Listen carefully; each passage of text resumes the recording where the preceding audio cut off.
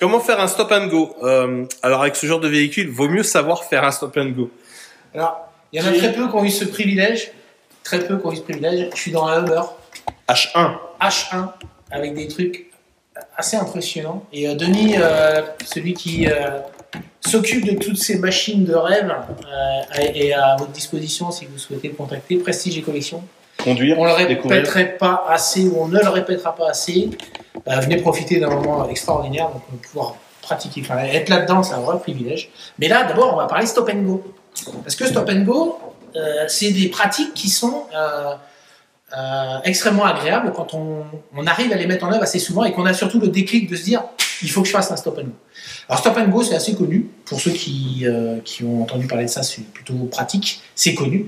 La première fois que j'ai pratiqué ça, c'était avec une de mes assistantes qui, à un moment donné, je l'ai vue à son bureau, en train de, parce qu'elle était vraiment beaucoup d'engagement, beaucoup de dynamisme. Et il y a un moment, je l'ai vue, je lui ai dit je pense que je te sens pas super à l'aise, j'ai l'impression que tu as une charge de travail multipliée par 30 et je te propose de faire un stop and go. Et puis elle me regarde, elle me dit qu'est-ce que c'est que ce stop and go, de quoi tu me parles? Et viens dans le bureau. Et dans mon bureau, moi j'adorais avoir des murs de tableaux, alors je ne vais pas donner la marque, tableaux qui s'écrivent avec un stylo et qu'on peut effacer.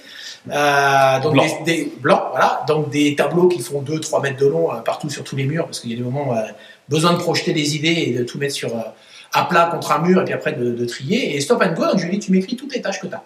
Et donc elle a commencé à écrire sur son tableau, ça a mis une bonne 20-30 minutes parce qu'en fait elle avait une charge énorme de job.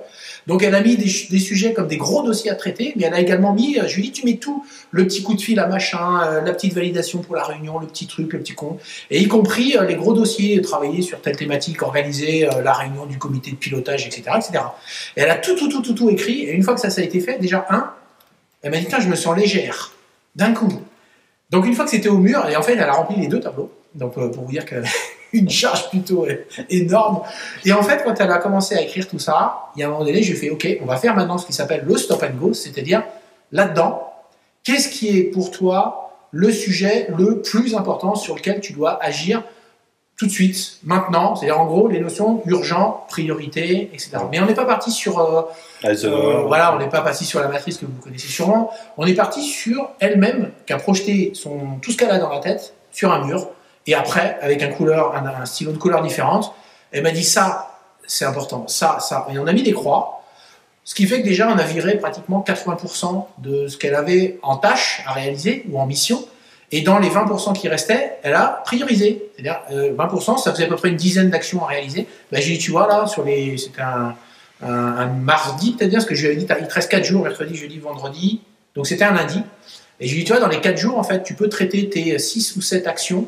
Est-ce que c'est acceptable pour toi ou pas? Elle m'a dit, bah oui. Et puis en fait, elle me dit, je vais taper exactement là où, en fait, c'est les sujets. Je suis toujours en train d'évacuer parce que j'ai un autre petit truc à faire autour. Et en fait, le but, c'était d'aller à l'essentiel, au plus important, ce qui lui rend service, qui va me rendre service en tant que patron de ce service-là, ce qui rend service à l'organisation sur les sujets de fond importants, ces histoires de gros cailloux, là.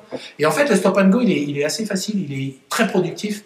N'hésitez pas, vous balancez quelque chose sur les murs en grand, vous écrivez tout, et puis après, vous resélectionnez et vous refaites des filtres pour nettoyer un peu tout ce que vous avez dans la tête. Ça libère l'esprit, ça on a l'impression d'enlever un gros sac à dos, et puis on repart sur des choses qui sont saines. Moi, je vais faire un tour. Non, Salut. en fait, vu le nombre de véhicules, la plus grande question qu'on vous posera à la fin de la série, c'est à votre avis, dans quelle voiture on a fait vraiment un tour? Ah ouais, c'est ça. Allez, belle journée. Salut.